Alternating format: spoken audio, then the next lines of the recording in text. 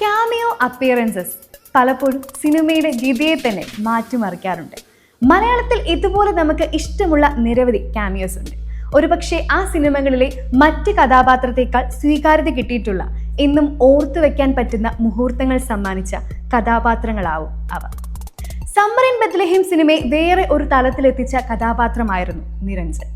മോഹൻലാലിന്റെ ക്യാമിയോ വേഷങ്ങളിൽ എല്ലാവരും കൂടുതൽ ചർച്ച ചെയ്ത ഒരു ക്യാരക്ടർ കൂടിയാണ് നിരഞ്ജൻ. ഇതുകൂടാതെ പെരുവണ്ണാപുരത്തെ വിശേഷങ്ങളിലെ അച്യുതക്കുറുപ്പും, കായംകുളം കൊച്ചുണ്ണിയിലെ ഇത്തിക്കര പക്കിയും, മനു അങ്കിളും തുടങ്ങി ജയിലറിലെ മാത്യു വരെ അദ്ദേഹം സ്ക്രീനിൽ വരുന്ന ഓരോ സെക്കൻഡുകളും ആകാംക്ഷയും അത്ഭുതവും നിറച്ച് വിലപ്പെട്ടതാക്കി.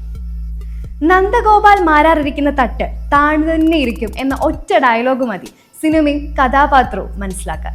മമ്മൂട്ടിയുടെ നന്ദഗോപാൽ മാരാർ നരസിംഹത്തിലുണ്ടാക്കിയ ഇമ്പാക്ട് ചെറുതൊന്നുമല്ല. ഇതേപോലെ number 20 Madras mail, Gandhinagar 2nd street, 18ാം പടി, കഥ പറയുമ്പോളിലെ അശോക് രാജ് തുടങ്ങി ഓസ്ലറിലെ അലക്സാണ്ടർ വരെ പ്രേക്ഷകർ എന്നും ഓർത്തിരിക്കുന്ന നിരവധി അതിഥി കഥാപാത്രങ്ങൾ.